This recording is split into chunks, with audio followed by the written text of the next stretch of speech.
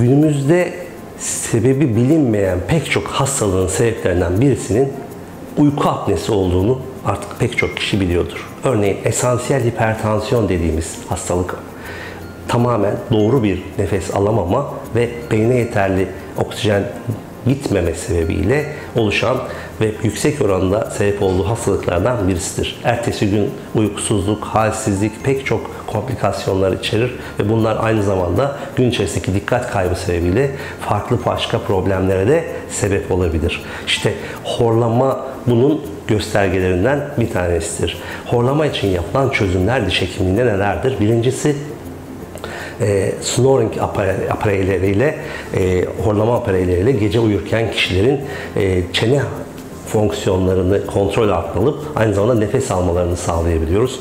Ancak esas bizim iddialı olduğumuz diş hekimliğinde diğer bir konuda erbium yak lazerlerle sarkık dokuları toparlamak kaydıyla kişilerin horlama faktörlerini daha aza indirgemek mümkün. Bunu sadece 3 seansta ama 6 ayda bir tekrardan 3 seansta yapmak mümkün ve girişimsel olmayacak bir şekilde de kişileri çok rahatlatacak çözümler üretmek mümkün.